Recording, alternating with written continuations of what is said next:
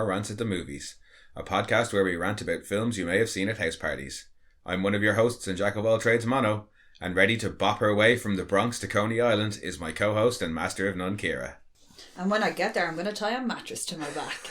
That is one of the better insults in the film. And well, freaking heavy. You'd have legs for days. I mean, I don't think it's meant in a literal sense. No, but like, just the idea of it is hilarious. And while that gives nothing away, no, bopping your way from the Bronx to Coney Island should give something away. It's like 100 miles, dude. I actually looked it up. Oh, it's not? No, but it does take you like 2 hours by train. Yeah, but... And to walk it, because most of it is done on foot, it's like 8 hours, so... Yeah.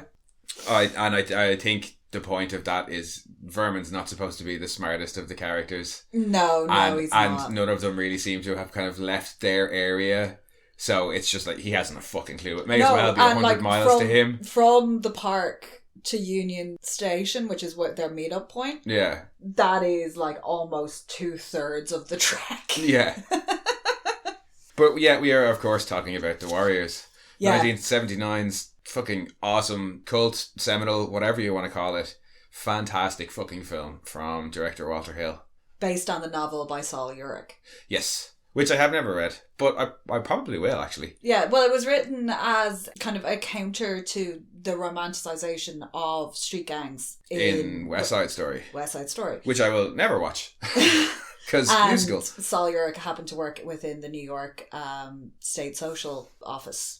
Maybe that's why there's the reference to the Warriors having a youth worker. Yeah, no, basically that. And it was written, a lot of what happens, and it was based on experiences, stories, things like that he came across during his career. And you get a lot of that mixed into it. So there is a lot of the commentary and dialogue within the book is based on conversation and things that actually were said. Yeah, I think there's a lot less social commentary in this, and it's more just fun action romp. I don't think there's not. I mean, it's a great film. I'm not trying to say anything like that, and it's not. It's your favorite sort of film. My favorite, yeah. It's a journey film. I do love me a journey film, and it's not like the normal schlock that we like to cover either. Like this is fucking brilliant film. Like it's side proper, note, proper good. Brilliant video game. If you ever manage to get your hands on a copy of it. Yes. But like this is so good that I studied it in university, and that was where I first saw it. Was in uni. I'd never come across it. And I just loved it straight away from start to finish. You made me watch it pretty much straight away. You were like, you have to watch this thing. Yeah, no, I was a bit like that, first year university student, I know it all. Like, oh yes, I know everything about like fucking mise en scene and this and that and the other. And like, yeah, here, watch this film. It's an amazing, it's a fucking masterpiece in cinema. Like I had a fucking clue. It is, but I didn't know that. No, I'm pretty much hooked from the intro. I love the intro. Everything. Absolutely the love it. The music, it's so funky. And it's so funky. It nearly wasn't the intro. No, it's so good. It's so funky. No, that's reshoots. Is it? Yeah, the original intro, and I think it's occasionally they mention the television version of the movie. I'm not quite sure what that is, but they said initially they had shot a scene during the day on the beach with Cleon and his missus. And then he goes and he meets the Warriors and he tells them what's going down and why they're being picked, and then they head off.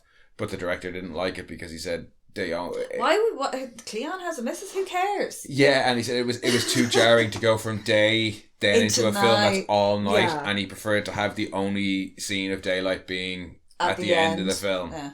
So instead we got this reshot scene, which is just a short bit of Cleon meeting up with the gang, telling them where they're going, why they're going there, and then they hop on the train and we get a class opening credit scene that's cool shots of train tunnels, funky synthesizer music, loads of other gangs heading into the subway station to get on the train. Yeah, you get to see a lot of the gangs, because I think in the novel there's nearly 100 of them. There's 21 featured in the movie. Yeah. And you get to see the Huns. I went through... there's some that you don't even get You don't get names for, but you see on screen, and there's others that get named, but you don't see on screen. Yeah, and some of them tend to be... there's like fully Asian gang, which is the Huns. There's gangs that are solely black. There's gangs that are solely Hispanic or Latin. Yeah. There's a couple that are mixed. The Warriors are one of the only ones that are mixed. Yeah. You get the Lizzies, who I love. Oh, the Lizzies are class. I love the Lizzies. And then you've got ones that are kind of a mash. A mash how? they're just kind of weird. Oh yeah, there's loads of weird ones. There's the mimes and there's the baseball theories. Like seriously, the mimes, the punks. The punks are hilarious. Well, the punks look like Dexy's Midnight Runners, basically. The punks look like that guy from Dazed and Confused, who's the quarterback, who's in actually, the that's more like what they look like. Yeah, yeah, all of them, especially the guy on the roller skates. Well, yeah, especially the guy on the roller skates. And obviously this was a huge inspiration for Michael Jackson in the video for Beat It. Yeah. But actually, I've just realised, instead of doing our usual thing of going off on a tangent before we get to the summary, we went straight into the film. Yeah, we've just gotten too excited and just wanted to talk about our love for this film. Yeah. So, and we can't forget the top gang of them all, the Gramercy Riffs. Oh, yeah. The Orphans, the Rogues. Trying to get to a summary before we go into all this. So I will go for a summary. When a meeting of all the big New York gangs goes south and its head is murdered, Coney Island gang, the Warriors, must try and get home. But with their leader unjustly blamed and murdered himself, the Warriors will have to make it from the Bronx back to Coney Island with every gang member in between looking for them. Can they make it back safely, or will they have to bop the whole way home? It doesn't help that the DJ keeps, telling everybody where they are. Because everyone's ringing into the DJ. DJ snitching on them. Oh, God, yeah. Oh, her voice is like butter. Oh, she's brilliant. Oh. I love her inclusion for a couple of reasons. This is, I thought this was some sort of retelling of the Iliad, Odyssey. Or the Odyssey, Oh Brother Where Art Thou? Yeah. Basically because there's a character called Ajax and there's somebody called Cyrus and the lilies are sirens and there's the lilies are very much like sirens, yeah. And there's a lot of that kind of thing. But you were saying no, it's something else? No, it is based on Xenophon's Anabasis, I think. Hang on. Yeah, it's loosely based on Xenophon's Anabasis. So this film combines my college degree, basically. Media studies and ancient classics. But no, that was a tale of an army of Greek mercenaries who fight with a Persian nobleman who's trying to overthrow... Cyrus the Younger is trying to overthrow the Persian emperor. And Cyrus loses. Was Macedonian. Nope, that's Darius. Never mind.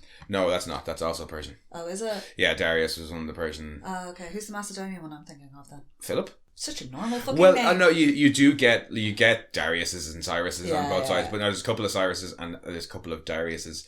That's why he's Cyrus the Younger. But the coup failed, and the Greek soldiers basically had to fight their way back to Greece, across enemy lines and enemy territories. And I mean, it's a very loose adaptation, but I like that you get... It's not expressly mentioned except in there's an Ultimate Director's Edition DVD. And in that, it has a voiceover at the start that states, Battle of Canaxa, 401 BC. Over 2 millennium ago, an army of Greek soldiers found themselves isolated in the middle of the Persian Empire. 1,000 miles from safety, 1,000 miles from sea, 1,000 miles with enemies on all sides. Theirs was a story of a desperate forced march. Theirs was a story of courage. This too is a story of courage. And I don't think that adds anything. No. I prefer it not be there. I just enjoy it being, we need to get home. Yeah, and just having the loose things there, like you said, the Lizzies are kind of, you could see them as sirens, and then back to bring it back to the DJ, her, and to a lesser extent, the Gramercy Riffs and Masai, who takes over after Cyrus gets shot. He is so They stylish. kind of function... His introduction when he comes down in that freight elevator with the mirrored aviators and the two guys behind him, and they're all like they're all supposed to be martial arts specialists. Yeah. So they're all in those silk those very 70s Hong Kong Phooey. Everybody was kung fu fighting. Yeah. Yeah. I just love his introduction that when he takes over and he's addressing them and they're all like very, they have discipline. But as I say, to a lesser extent, him and definitely the DJ, they kind of function as like a chorus from old Greek plays. They're giving you outside information that you wouldn't otherwise see, but in world, obviously, they're also serving the function of running the operation to try and find them, and then the DJ of trying to let everybody know where they are. That's something I actually really enjoy about this, because if this was set now, everybody would just get, somebody just send out a mass group message. Yeah. Like in Guns Akimbo. Yeah. Just keep getting texts and everybody's tracking each other on their phones. This is actually run, hide. People are having to use payphones. Luther in particular with his little squeaky voice. Why is his voice so squeaky in this? I think it just... Well, apparently his voice is a bit like that, because if you think of him in The Crow as T-Bird, he's similar sound, but I think he ups it for this. Yeah, he sounds really, really young. It sounds like a 14, 15-year-old in part. Luther is ultimately a coward, so... Yeah. Like, they're ringing in for tips, or they're ringing back to their, like, gang base to see what's going on, and there is an actual, like, phone tree in operation. It's adorable. I love when it cuts to Masai getting one phone call, and it's like a dude's head in silhouette saying that, you know, they haven't found them, or it wasn't our guys who ran across them. And it's just the way it's that little small scene is framed is particularly fun. And then it's very theatre comic book-esque. Yeah, all that information then is being funneled to the DJ, who one would assume Luther or the Gramercy Riffs are like the head of this loose organisation of gangs. They seem to all have they were the biggest. They're kind of the biggest or most important gang, and that's why they were calling the shots at the meeting. Well, they mention about, is it when they run across is it the Turnbull ACs? That's the first group on the bus. Yeah, and he says, who are they? They're not one of ours. They know all the others, so I think there is an affiliation outside of that. That's in reference to... the orphans. The orphans. He says they're not on our network. Yeah. But I think that just meant in the sense of network of known gangs, because the orphans don't get invited to the meetup either. Mm. And that's what Fox says about them. He says they're so low on the pecking order they didn't even get invited. Yeah. So I think it's more just network in that sense rather than our specific network of gangs, which is what they were planning to do. Yeah. No, that's what I had taken away from that bit, because they're all getting information to and from this DJ that you would have to know what station it is. Yeah, well, I just always assumed it's like, cool, that's just a radio station that sends out very semi-coded messages to gang-affiliated I was like, things. It's their pirate radio. Yeah, it's probably pirate radio, and all the local gangs probably know to tune into that to get the skinny on things. Yeah. I do love all the 70s, what's a word that's less posh than vernacular? Slang. I love all the 70s slang in it. It's so much fun, particularly bopping. You gotta bop home. Shit, we might have to bop our way home. I love this film. I love this film so fucking much. I'm sorry, I just have an image of them all on space hoppers, kind of like Randy and all his mates in that great episode of South Park. Well, I mean, bopping their way home. It's one of those things that, again, I wasn't around in New York in the 70s, so I'm assuming that it's just one of those things where they called it bopping in a kind of semi-like Cockney rhyming slang way, so that instead of saying, we're going to go and beat the shit out of the Turnbull ACs, they say, we're going to go have a bop with the Turnbull ACs, so that if a cop overhears... Yeah. I also, one of the things I love so much about this film is New York from like this 50s, 60s, 70s in movies and early 80s. Is just this horrible, dangerous, I know it was called Fear City for a genuine reason. It was not a nice place to be. And then you get this romanticization of it in the 90s and 2000s with the likes of Friends and stuff like that. Yeah. But this kind of gives you all of it.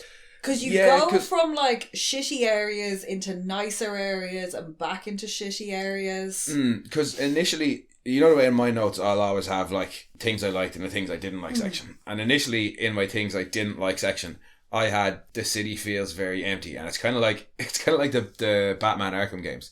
Arkham Origins, it's just thugs everywhere. Makes sense. Arkham City, okay, you're out in the city, but they've expanded it into a prison, so yeah, it makes sense. Then they did Arkham Origins, and that's just you going around Gotham back in the day. And there's only thugs out. There's never any civilians. And I was like, this is a bit like that. But running over civilians is the best part of GTA. Yeah, and that there's no civilians to run over. Well, Batman doesn't run over civilians. But even if he wanted to, he couldn't in these games.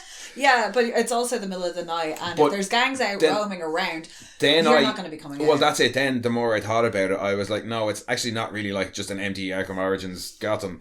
It's more like the night is the realm of the gangs, and it was Fear City. So like the reason we don't see civilians is because they know well enough not to be out in those areas. You do in parts, and those people are like, get the fuck away from me. Yeah, you do see a few of them. And they are not happy. Like, you did not ride the subway at night by yourself. The only places that we ever really see other people are in the train stations. Yeah. And they're those people just look trying terrified. they're just trying to get home. Like, you don't see people out on the streets except for gangs. And initially I was like, but the more I thought about it, and the more I thought about, as you said, New York at the time, I was like, yeah, it does fit. And it really, if there was a shitload of civilians around, it would make it feel, I don't know, more...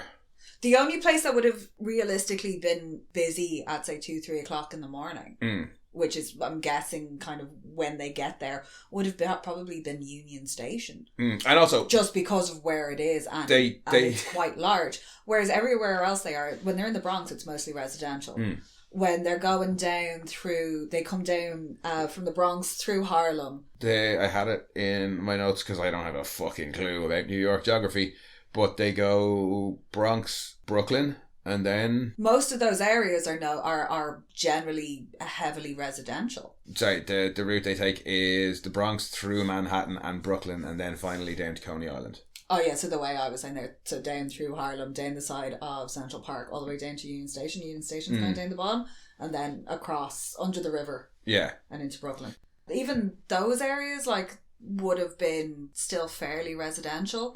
But even just narratively, the Warriors don't want to be spotted by anybody. Yeah. Cops, civilians, other gang members, so they're going to stick to areas that are quieter. But I like the fact that you get to see kind of all the different areas, and they're like, you've got kids hanging out, the gangs hanging out in the stoops, and that poor newspaper girl who's got the biggest set of balls out of anybody in that movie. Yeah, late night, 1970s New York, obvious gang members taking shit and about to leave and haven't hassled her, and she goes, hey, you going to pay for that stuff? Let them fucking take it. You are so lucky. All he did is go, for what? And he was kind of right, because he was on the phone the whole time that the other guy was taking stuff, so he didn't see any of that. But yeah, the balls on that girl, the metaphorical balls on that girl. Yeah, because I think she's still got braces on her. God bless her. Like, she looks like she's about 14. But yeah, I wouldn't be, even to little small Luther with his... Little bandana, no, but you know the small ones are the crazy ones. Yeah. I do love his car, though. That is a hearse. I was like, that's a really long fucking hearse. It's a... Like 1950s style? It's a 1955 Cadillac hearse. And the gun he uses is a Smith & Wesson Model 28 357 Magnum. Both those facts are for John from 100 Things, because he loves his cars and his guns. He also doesn't listen. Yeah. Actually, no, the scene where they shoot Cyrus. Yeah. That I love that, where it's dead on down the camera. The whole Cyrus scene, the whole gang meet-up scene, all of it from start to finish. It's just, it's fucking class. Cyrus is brilliant. Can I just say, one of my favourite things about that entire opening sequence is the fact that nearly all the gangs buy tickets to ride the train. Most of them do. Yeah, and I just think that's very sweet. I'm going to spoil your fun. They're on their way to a giant meetup of gangs. They don't want to get stopped for something small and stupid like that. There's a truce in effect, and nobody is to come armed. Yeah. That's it. And there's 9 of them? 9 from each gang. 9 from each gang, and then Cyrus's math don't math. Yeah, Cyrus starts starts his speech by going, "Can you count, suckers?" No. And then goes on to show us that he can't, because his math is bad. But who cares? What a speech. Oh, it is. And that's one of the reasons that I think this film has such a lasting impact, even for people who haven't seen it, because if there's 2 things people know from this film, even if they haven't seen it, it's can you dig it and come out to play. Yay. You might have no idea why you're saying those things, but you probably have at some point said, dig it. And in various intonations, although his final one. His final, can you dig it? Yeah. Yeah, he gets particularly deep. Yes. It's such a good speech. I just love it. There ain't but 20,000 cops in this city, brothers. He's just great. And it wasn't even supposed to be him. Cyrus was supposed to be an actual gang member. But he disappeared mysteriously. He disappeared the night before shooting, and they got a local theatre actor. Yeah. And I'm glad I'm not glad that gang member disappeared, but I'm glad they got the guy they got. No, there was actually quite a lot of cooperation between the production and the actual gangs that existed in New York at the time. We'll call it coerced cooperation. There's several documentaries about it. There's one that I can't remember the name of that's kind of the best one, and it talks an awful lot about the actual gang interactions, what they could do, what they couldn't do, what kind of the gangs helped out. But in that scene, in the Cyrus speech scene, they had a ton of gang members from different gangs. And the local police weren't all that hot on the idea of them using, rival actual gang members. Well, they're okay with gang members being used. They just didn't want rival gang members being used. So in that scene, there's real gang members and undercover cops in case shit kicked off that the gang members didn't know about. And then actors who had no clue about any of the rest of it. Probably not. Yeah. Because that scene then, once Cyrus gets shot, it is pure fucking chaos. Oh, it is. And I love how that looks. Like, that's... Like, it is actual, like, oh shit, the fuzz, like, everybody is just cheesing it. That must have been a nightmare to coordinate. You just get your principals to know where they're going and everyone else just go like that. Yeah, but there was like 1,000 extras. Yeah. And extras are stupid. People are stupid. Nah, you break them up into little units and they go off in different ways. Yeah. They have, like, you not run over here, you're going to be here, you're going to go that way. It's the only way you can do it. But that is, just complete and utter chaos. Mm-hmm. And especially after Cyrus has had everybody so completely caught up. Yeah, just completely caught up in what he's saying. And they're mostly in silence except for random cheers at the end of some of his "can you dig it" and his bigger statements. Yeah. And then the silence is shattered by the gunshot, and then the sirens and the lights, and then it's just pure chaos. And then Luther's little squeaky voice going, "The Warriors did it! I filmed it! The Warriors shot him! The Warrior killed Cyrus!" Like, honestly, it's like, who let the 14-year-old girl on set? David Patrick Kelly is great in this. He's the scariest man with the voice of the sweetest girl. No, it's real. I don't know. It's real nasally and annoying. But I think that's on purpose. Like, yeah, but just when he's shouting in that scene in particular, because it's so high pitched and quite shrill over all the noise and all the sirens, you can hear it. Yeah, no, I think he's even worse. And I'm gonna try and because this is quite an old film, so I'll try and go non-spoilers for this. But at the very end, when Luther. He goes really, really high pitched at the end. And it's super. Yeah, he does. It's impressive, actually.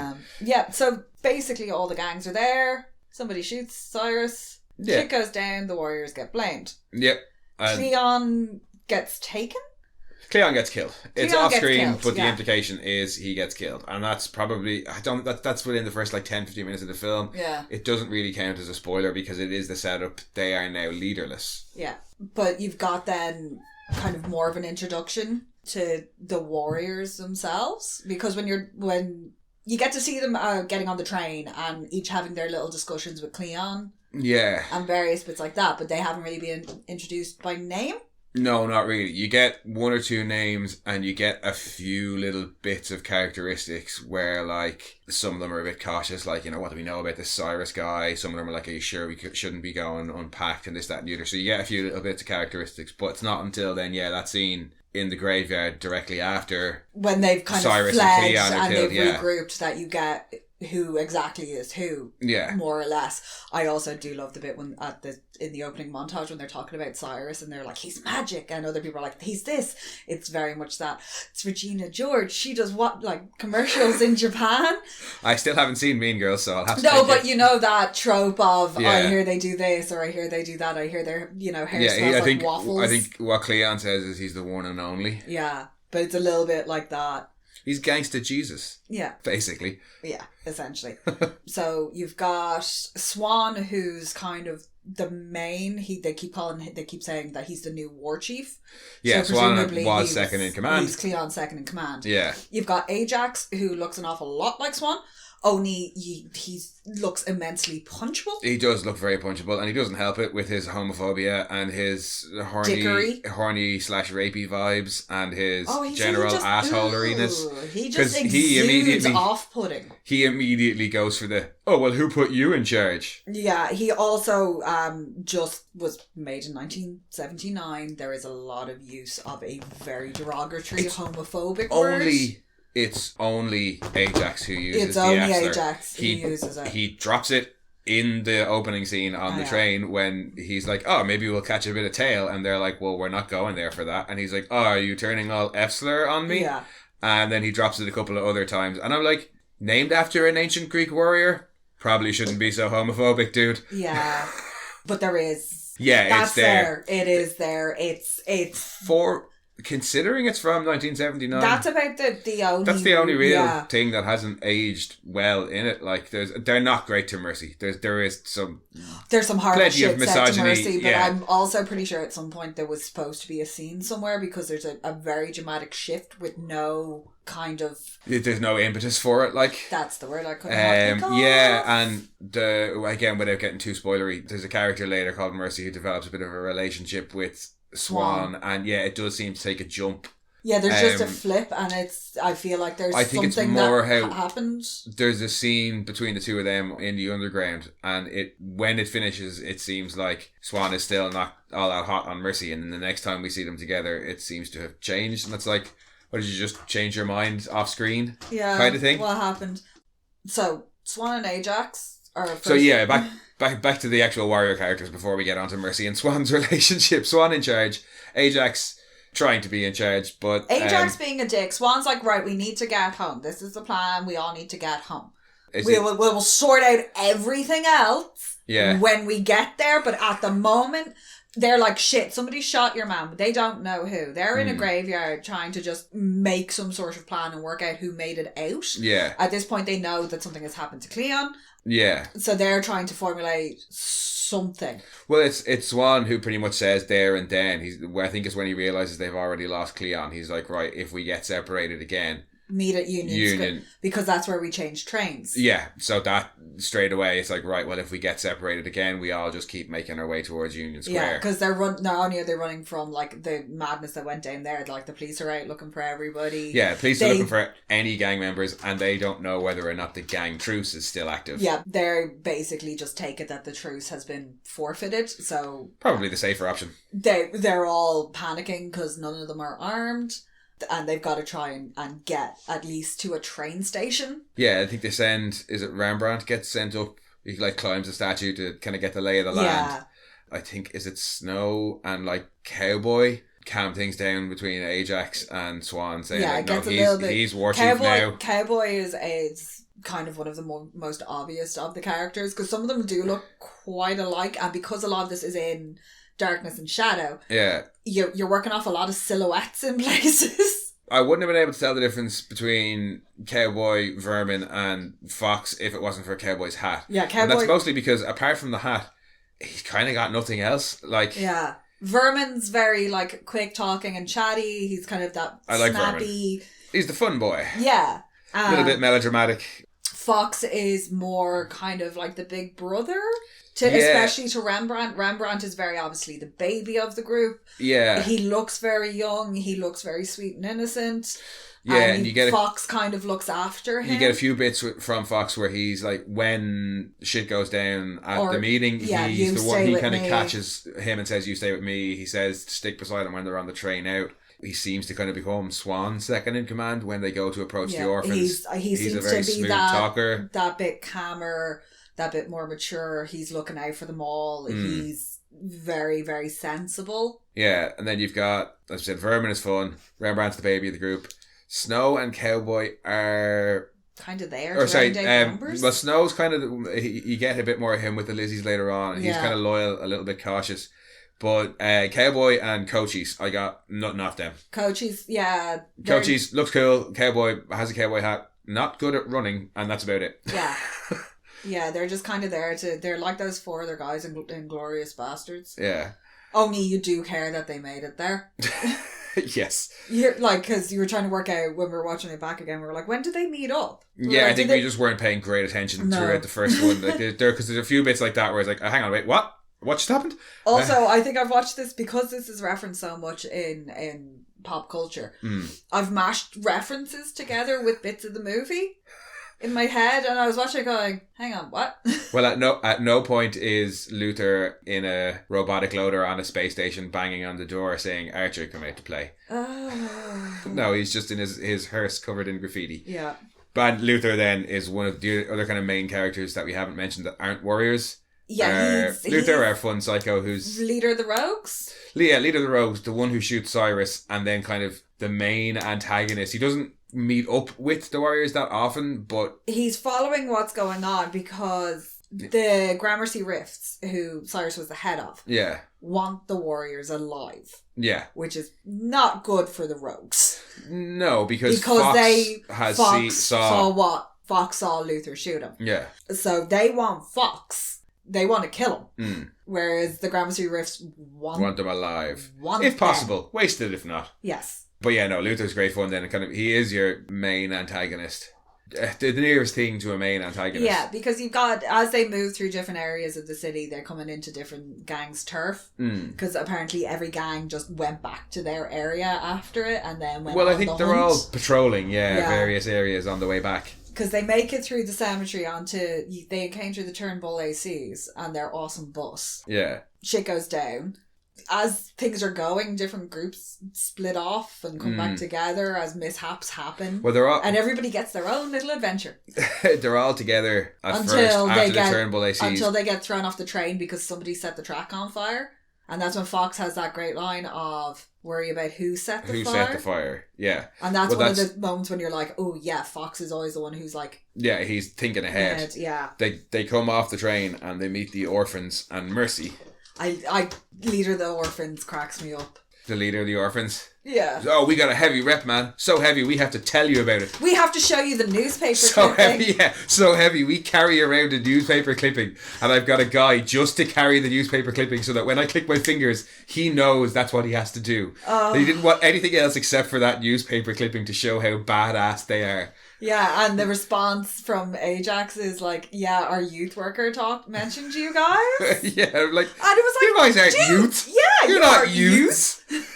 Maybe I know in the 70s. People aged quicker. In the 70s, yeah, you had 17-year-olds with like massive handlebar mustaches and fucking no, but it's true. Like when you look at like say photos of your parents in their teenage years and stuff like that. The great photo of The Rock when he's like 16 and everybody in the school thought he was a snitch. No, my favourite one of those is those two dudes who look like they're about 35, big bodybuilder physiques on them and big fucking massive mustaches and thick heads of hair, and you're like, those dudes are like somebody's dad. Now they were fucking high schoolers. Yeah. What? So okay, maybe they do have a youth worker. Yeah. But the orphans don't. No, the orphans don't. The orphans because they're too bad. The orphans look like they should have one. Yeah, no, in fairness, the orphans just look like they're playing at gang members, and that's kind of the point. Like they're basically laughed at. The 8 warriors aren't even too worried about the fact that there's 30 orphans. They were like, we'll rumble if we have to. Like, we're not too worried. No, but in fairness, it's kind of like those quizzes about like who would you rather fight? You know, a horse-sized duck or a 100 duck-sized horses. It's a bit like that. It's like, would you rather fight one Gramercy Riff or 20 orphans? Yeah, it's kind one of highly trained martial artist who doesn't give a fuck about the law, or 30 guys who are so bad they have to carry around news clippings of their escapades. And in fairness, fire scared them. Well, in fairness, also possibly the exploding car did a better job of that. What was in that bottle? Car explodey juice was what was in that bottle. Car explodey juice. Car explodey juice. I love it. Like, Mercy shows up at that point, antagonising them some more. Oh, yeah, Mercy shows us... kidnapped, essentially. No, kidnaps herself. Yeah, into the group. Yeah, she's like, I'm coming with you. Yeah, they don't want her, and then they grab her and take her along later. Yeah, they're like, fuck it. Who knows? You might be useful. Yeah, where Mercy's motivation is beyond me. Like, I get being bored, but... Yeah, because Mercy's basically looks out for number one and isn't ashamed of it. And Swan accuses her of being like, oh, you're ready to just move on to the next thing, even if it's a little bit better. And I'm kind of like, yeah. Yeah, and her justification for that. And she's like, what should I do? I see what happens. I see, the girl next door with her belly hanging down and the 5 kids who's beat cockroaches in the cupboard. Yeah. But also, that aside, who doesn't want things to be better? And also, he's shitting on her for what he's also doing, because one of the first things that they say to her is, hey, maybe we should run a train on you. You probably like that. Yeah. And it was like, damn, dude. But also, if you replace the sex with violence, Swan is basically the same as her. Yeah. And I think he does come to realise that as the film goes on and warms to her a little bit. But yeah, they're not very nice to Mercy. No. But she hangs around. And I mean, at various times you kind of do, she's a bit of like what we would call in Ireland a session mot. Yeah, she's a bit that, isn't she? Of, you know, just somebody who will hang around the party because there's drugs there and might throw sexual favours because of whatever. But like... And then fucks off and then comes back later because whatever she fucked off to do isn't good, like... Was better than what was going on, or then turned out to not be better, so she came back. So she came back. But Mercy's like, that's fine. That's how I want to live my life. Yeah. Fuck you, buddy.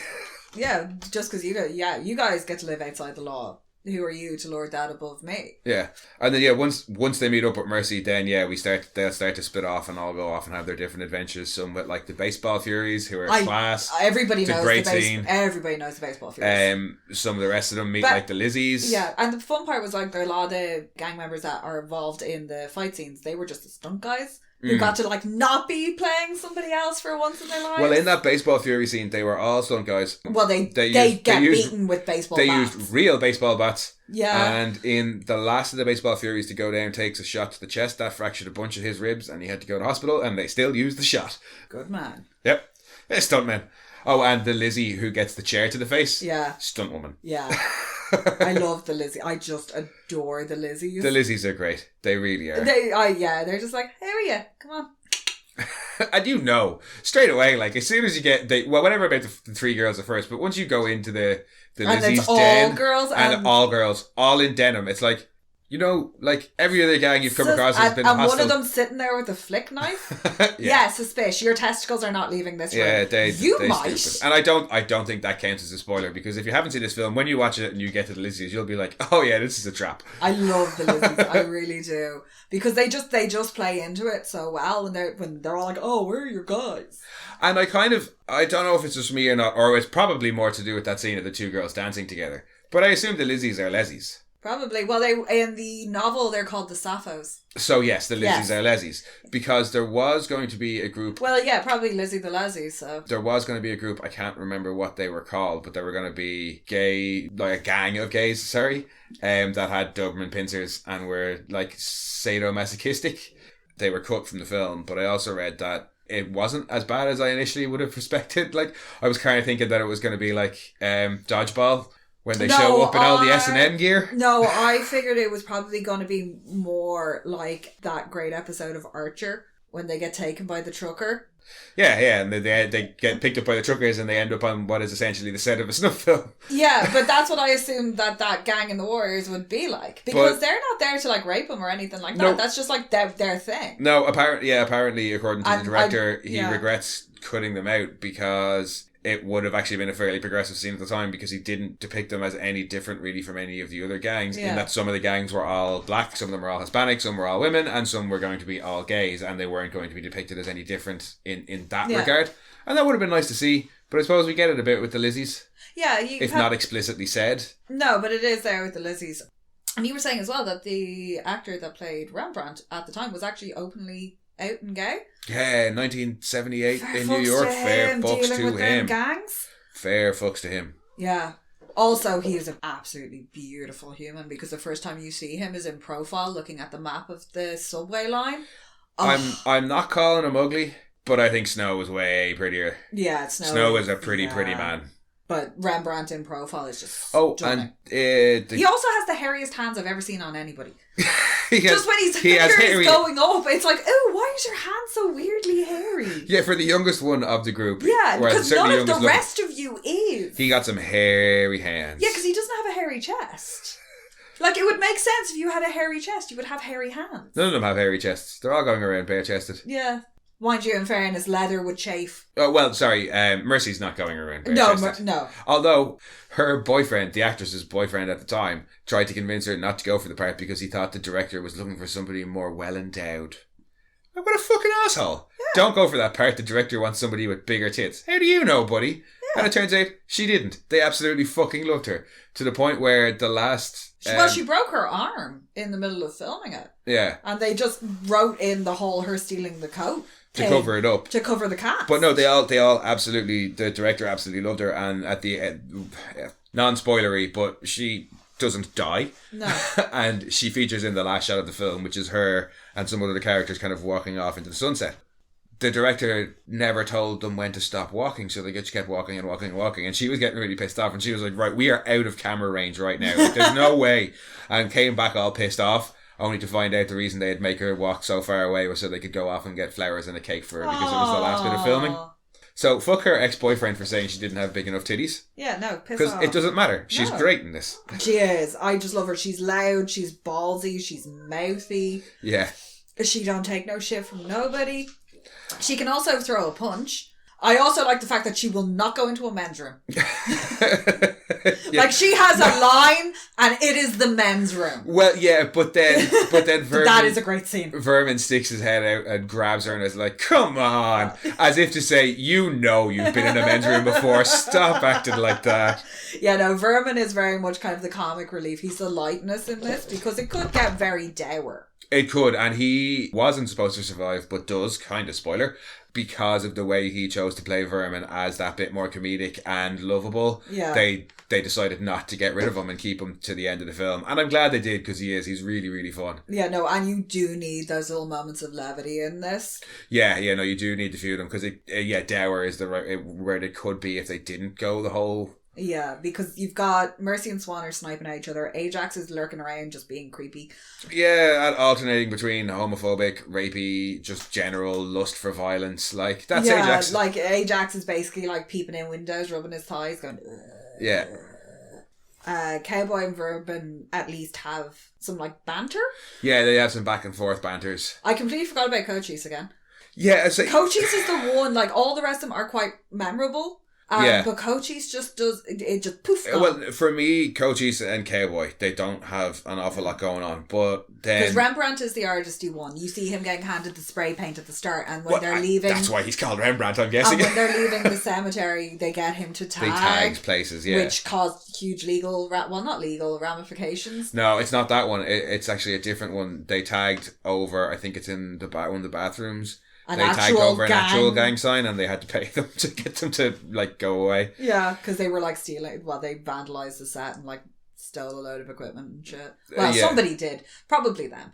But... Yeah, the crew also got pissed on one night because they were making too much noise outside in an apartment block. Yeah, nice. Yeah. Lovely. And they thought that, what was it, the graveyard? They thought they were safe there because the actual graveyard was one of the only outdoor places that they were able to wear their warriors get up and not be mistaken for wearing gang colours. Yeah. Because it was all fenced in. Anywhere else, they were closed sets. Yeah. So as soon as they left the set, they had to take jackets off. But when they were filming in the cemetery, they were safe enough. Yeah, especially because it looks like a motorcycle cut that they're wearing. So it could be very easily mistaken. Apparently the logo did come from, it was like a logo on a Hells Angels motorbike. Ooh. And it caused some issues. Yeah. You have to be so freaking careful with it. But again, this is one of the things that makes the documentary so fascinating to watch as much as the film is trying brilliant. To navigate the production of this. Yeah. Without pissing off some potentially violent and outside of the law members of the public.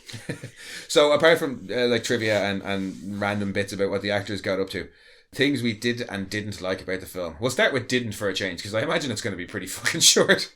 Ajax's homophobia. That could fuck right off. No, but I think Ajax, like, I understand it to a point, but I think it was unnecessary. Again, having not read the novel, you don't know what kind of was there. Yeah, well, I mean, even, it's not like, not that I'm trying to excuse it, but other times when like F slurs get used or racial slurs get used in films, it's not in a good way at all, and this isn't in a good way either. This isn't either. But I don't think even at the time, and even the other characters are supposed to like when Ajax. They might not have a problem with the word, but they itself, don't like. But they're like, why do you constantly go to that? Whenever we just say, "Oh, we don't want to do something," that's something you want to do. You automatically accuse us of being homosexuals. Like, what's wrong with you? Yeah. Why do you always go there? Yeah, like you get Ajax doesn't seem to be well liked. He's tolerated. Because he's a good fighter. Yeah, and are you going to tell him no? But he does have one of the best lines in the film. Oh, yes, he does. I'm going to shove this baseball bat up your ass and turn you into a popsicle. Yes. Yeah, he's kind of tolerated. Yeah. Nobody's going to tell him to go away. But no, yeah, I don't think anybody is supposed to like Ajax or his homophobia. No, it's just be aware that F slur is there and present a couple of times throughout the film. I think the best thing we can take away from Ajax's character is at least he's not racist. Yeah. Similarly, the kind of jokey threats of sexual violence and general meanness / misogyny towards Mercy, not great, but I don't think it's, again, none of it, I don't think any of the threats, apart from maybe Ajax, are supposed to be serious. Like when Swan says, maybe we should run a train on you. Yeah, they're trying to scare her away. But again, it's just, that's not good. Yeah, even when Swan's trying to be nice to Mercy, he's not, because he's the one who says, oh, why don't you just tie a mattress to your back and get it over with? Like, which is a funny line, but maybe not a nice thing to say. No. But yeah, it's just, it's small things like that I don't like. There's nothing. The only kind of maybe actual problem that I might have with it would be the Warriors themselves don't find out until quite late in the film that they've been blamed for it. Yeah, but it's not exactly like they've been either listening to the radio or phoning home. No, I'm not blaming them, Kira. I'm blaming the scriptwriter. Yeah, but none of the gangs are going to stop and be like, oh yeah, they're looking for you. They just know that they're being chased. They're not stopping to have a chat with anybody. Again, I'm not blaming the in-world players. No, but like I like when they find out though, because they're like, oh, you mean this is why we've been running this long? Yeah, it's just a personal thing. I just think I would like it if that came a little bit earlier, because then it would heighten the sense of tension for them for the final act as opposed to the final 10 or 15 minutes. Yeah, that's all. That it's just, and it's a small thing. Anything else that you didn't like about it? Not really. Like, I do. I enjoy this film an awful lot. Oh yeah, no, it's a fucking brilliant film. So on to the things that we did like about it. Soundtrack's great. The opening synth score. That opening piece of music is so fucking funky. It's so good. It's so kind of otherworldly. It as well. What's the song that the DJ dedicates to them? Which one? She dedicates a few. The first one is like Nowhere to Run. Nowhere to Run, yeah. And then I can't remember the rest of them. In the City as well. In the City is at the end, yeah. Yeah, no, the soundtrack's great. It really, really is. The synth score really adds to it. It just makes for this kind of, not otherworldly, but like... Well, didn't they want it originally to say like set in the near future? Well, see, there was a couple of things around that I kind of pieced together from the trivia wherein... The trivia? The director wanted it to be all black and Hispanic gangs, and the producers weren't too hot in it, because I think that's truer to the novel. Yeah. And he said, well, how about we set it slightly in the future? And they said, no, that'll sound too much like Star Wars, or it'll be too much like Star Wars if we have an opening crawl that says in the near future. Yeah. So he decided to and not in the distant past. He decided to then go for this more slightly kind of comic book style, which he's later said that he felt kind of forced into, and he wishes he had gone with what he wanted to initially. Yeah. But the studio were like, you can't have two black leads. Yeah, the studio probably didn't want to go for it because they were racist. But if you were looking back at it now and it was only black and Hispanic gang members, it would probably seem a bit more racist. Because it'd be like, why is it only black and Hispanic people who are in gangs and committing crimes? Yeah. So... Yeah. But yeah, the director said he didn't really like the fact that he was kind of forced into the comic book like framing that he uses for it. But I think now it nearly comes across less comic booky and more video gamey.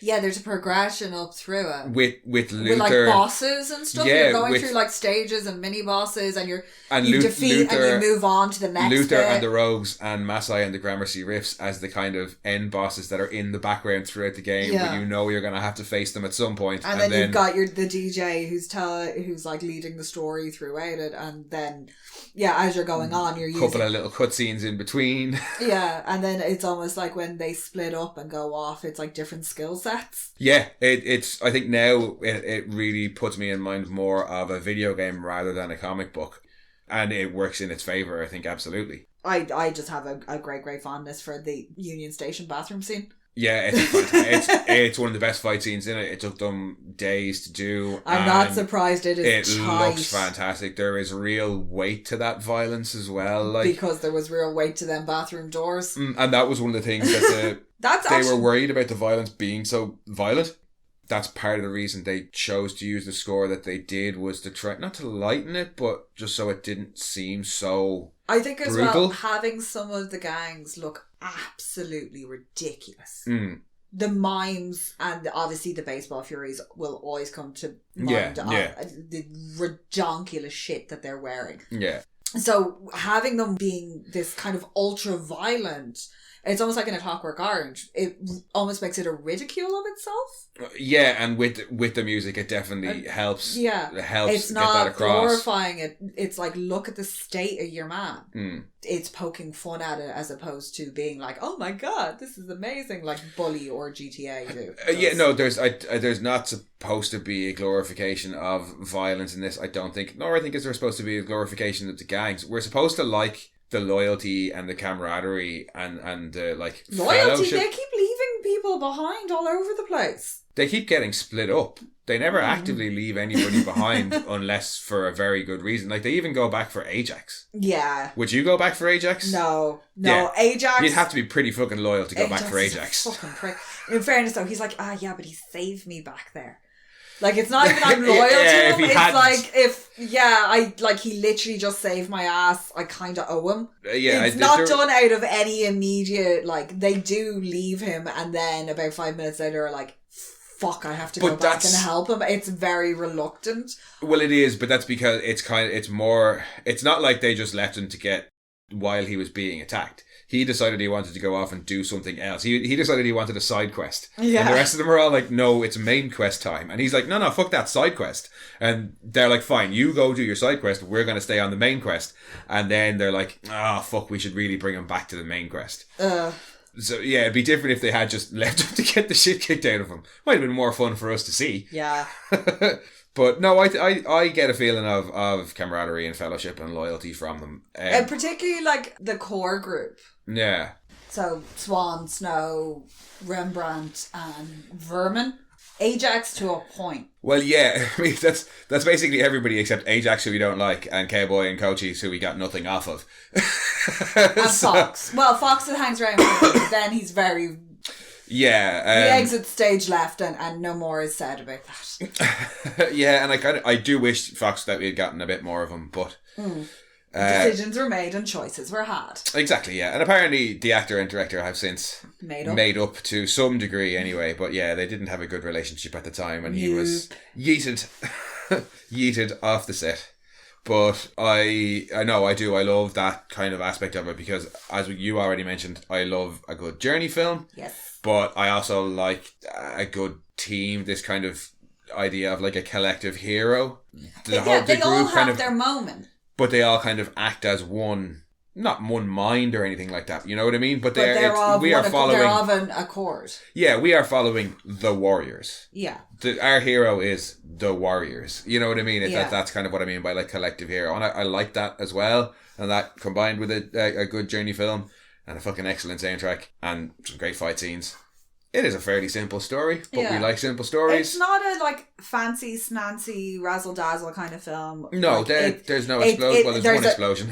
A lot of it was that's like the in-world lighting. There's not a lot of extra lighting going on when they're in like this train stations or anything like that. It is that fucking like slightly green hued strip lighting that makes you feel a bit sick. The cinematographer convinced the director to let him like wash down all the streets because it looked slick. Yeah, it would look slick and he could get a lot more lighting effects, and then they it made his job apparently a shitload easier once the streets are wet, but it adds to it. To wet down streets now for night shots. It takes the trash and stuff off them as well. Yeah. I particularly like, while we're talking about the visuals, the fact that we kind of open and close on the Ferris wheel. Yeah, it's not the last shot, but it's the Ferris wheel. Yeah, the first thing you see is the Coney Island Ferris wheel out of focus, and then we see it maybe not at the very end, but close enough to the very end of the film.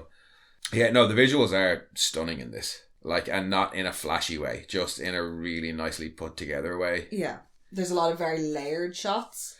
Yeah. And again, it's New York. There's always something going on, and even though there's no pedestrian activity going on, you still get the sense that there is a humanity back there because you've got traffic, you've got, all the windows are different. Some have lights on behind them. You get your one who's out working for some ungodly reason. Yeah. But this sense of that they are wandering through neighborhoods. And I like the fact that everybody just kind of appears. Nobody kind of slowly walks into shot from the distance. Everybody just appears quite literally around corners. Yeah. And it adds... Or up escalators coming out. Yeah, but it's always real sudden appearances on screen, giving you the kind of impression that, yeah, literally at any moment somebody could jump out from behind any corner, cop or other gangbanger, to attack or arrest them. Because they don't know this area. They know Coney Island. Yeah, isn't like, they are literally like behind enemy lines, and all these gangs, they know the streets, they know the shortcuts, they have all the vantage points. But I like how they get very good at representing that visually, that sense of threat. Yeah, because gangs literally do appear from everywhere. One comes out of a park, one comes out of a subway, one just shows up. When they meet the orphans, they talk about being clocked by the orphans, and I think it's Swan or Fox, I can't remember who, says 2 on the street and 3 on the roofs. Yeah. And the rest of them haven't noticed yet. And it's just such a well put together film. And there's another bit later on with Mercy when she's like, that guy's following you, and he's like, yeah, I know, and now he knows I know. Yeah. It is so fucking well put together. Yeah, so they're not, even though they are kind of running, they are always aware of what's going on and how much danger they're in, even before they knew about the hit that's out on them, essentially. That this is just their daily lives are spent on edge. Yeah. This is normal for them. Well, this is maybe a little bit heightened because normally they're in their own territory, just protecting it, but now they are observing, especially Swan. You get to see that with why Swan is chosen as the war chief. Yeah. Why he was the second in command. He's observant. He's dedicated. He cares about the group. He's made a plan and he's sticking to it. Yeah, he's focused on the main goal. Ajax is very easily distracted. Ajax is like, ooh, shiny. Yeah. You know, and then you wind him up and you set him off on whoever you want decimated. Yeah, and true to his name and the Greek hero, he basically throws himself on his own sword. I was going to say cuts through Greece with a knife, but... No. No. In the Iliad, Ajax loses a competition to get Achilles' armour and is so distraught at losing and not being the best warrior and deserving of Achilles' armour that he shoves his sword in the ground, hilt first, and throws himself on top of it. Dramatic much? Yeah. But metaphorically speaking... Yeah, Ajax goes out on his own sword, but, you know... The other one. He follows his dick and it fucks him up, basically. Yeah, he followed the wrong brain. Yeah, like, Ajax really is that guy that would, you know, that mate that everybody has. Yeah. That you're just like, oh, what the fuck are you doing this time? Yeah, and if you don't have that mate, I hope you're not that mate. Everybody's got and if you are that mate, the one that stop listening and be better. The one that disappears and comes back. Yeah. It's like, where were you? And they were like, I got a traffic cone. And you're like, why? Well, no, that's just mischief. Yeah, Ajax is an asshole. No, Ajax would be the one who'd come back and be like, I stole a penguin from the zoo.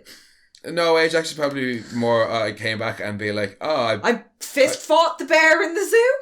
No, I committed a hate crime on the way home. That'd be Ajax. Ajax is a shit. But anything else that you like before we get back, or before we stay on Ajax being a shithead? All of it. Yeah, pretty much. All of it is. I find it very hard to pick apart this film because I enjoy it so much. And because it's not super flashy. It's really simple. It just does its thing, and I appreciate that about it. Like, it's not trying overly hard to do like big flashy effects or anything. It's one of those few films, for me anyway, that is super highly regarded by film buffs for like technical reasons and narrative reasons, for all the good reasons, that doesn't bore the tits off me. You know what I mean? Yeah. Like, normally... like an English patient, the English patient, it's like... Normally films that give me what the Warriors give me are panned by critics. Oh, God, Whereas critics and everybody loves the Warriors because it's a brilliant film, as I said, from top to bottom, inside and out. Visuals, narrative, fucking action, everything. It's just brilliant. Oh, it's just so good. It's just so damn good. Because it did have a resurgence when the game came out. Because the game was just like, it was a street brawler. And again, you were just trying to get your way home. Yeah, it's the film, basically. With an extended soundtrack. That was very much all in the spirit of the original soundtrack. Well, also, actually, one of my favourite bits of trivia about this was that It was loosely based on a real series of events in which a member of a gang called the Ghetto Brothers, Black Benji, he was shot and killed during a meeting where he was trying to negotiate peace between several Bronx and Brooklyn gangs. This was his thing, apparently. He wouldn't go to war with other gangs. He'd always try and negotiate peace over turf things and shit like that. And his murder only furthered the peace talks and led to other gangs dissolving turf boundaries and peaceful block parties being held. And those block parties were apparently a pivotal moment in the evolution and formation of hip-hop. Ah, of course they were. Yep. Everything goes back to black music. But in a really, it's just in a really cool, positive way. Like a huge part of the soundtrack on this for me is the fact that it's really, really early EDM. And I like my EDM. And this has it, and this has, like, it's too, disco, and it's got too early for hip-hop. This film is too early for hip-hop. But it's got that disco flair going on in it. It's so freaking funky. But it's got the electronica coming into it as well, and you can see it's all the evolution, and that none of that we would have without black musicians and black history. And to see, I love the way it's represented in this because it's kind of mashed in there. It's kind of, you get the idea that the Warriors are kind of, everyone's heard of the Warriors, and they let in, like, they're not a segregated gang. So they're a little bit special because of that. They're very accepting and tolerant, and then to have the music be this mashup of the whole film as well, because he pulled the influences from all over. One of the ending shots, I won't say which, is based off one of Kurosawa's films.